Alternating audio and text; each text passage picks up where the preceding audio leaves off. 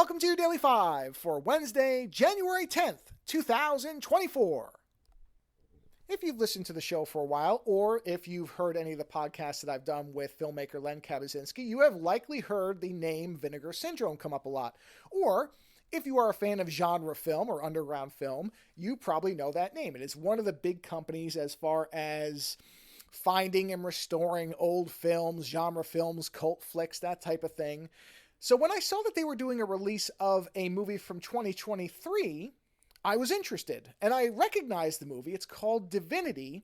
I'd seen a couple of trailers for this, and it looked really weird and different. And so I was already planning to watch it, but then when I got an email from Vinegar Syndrome saying, or I saw a trailer for it, I think on YouTube, not an email, but it probably was in one of their newsletters, that they were releasing the disc for this, then I was more interested than I had been to begin with. I actually was reminded of it, and I thought, okay, if Vinegar Syndrome is involved in this, that must mean something. So I went and found it. It was $5 to rent on Amazon Prime Video.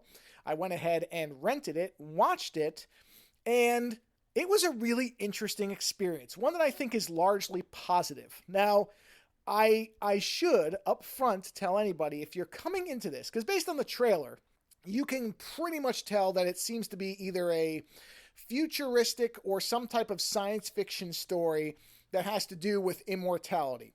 And that is, at a base level, true. But I will warn anybody who is thinking about watching this, do not come into this film expecting a deep, nuanced, layered story. The narrative, to my mind, is probably the least significant thing about this film. Not only in terms of what you get, but also, my hunch is, it was the least important thing to the writer and director of the film. This is clearly a style film. This is a movie that I think the director decided to write a string, like just enough of a story to be able to string all these shots that he wanted to get together. It feels a lot like something that I would expect to find as an in-between story or in a filler issue of something like Heavy Metal magazine. Something where they found somebody, let's say an artist who had a really interesting style and said, okay, you don't have enough of a story to really sustain half the magazine or whatever, but we'll give you 5 to 10 pages, draw whatever you want, just give it enough of a story that people can follow it, and we just really want to see your vision, your artistic vision in some kind of visual form. And that's what Divinity is. It is a very highly visually expressive film with the barest bones of a story. There is a story. It's not incoherent. You can follow it, but there are characters whose motives are unclear, whose origins are unclear, whose ultimate goals are unclear. It doesn't really matter, because I think you get the idea very quickly in this movie that you're in it for what you're looking at. You don't really need to engage your brain all that much. You won't see much that really surprises you in the story department. Visually, I think there's a lot to appreciate in it. It's all in black and white. It has some really beautiful shots. There's actually a whole section that, without giving anything away, because I'll talk about it on Friday, I think some reviewers got the impression that the special effects were bad because they didn't understand what was actually going on. And that to me is very funny, but also I think it kind of indicates why this is probably for a limited audience. There is essentially a stop motion sequence. And I think there are people who just thought that the special effects were so poor that the imagery was stuttering. And that's not what's going on. It is intentionally done in a specific way.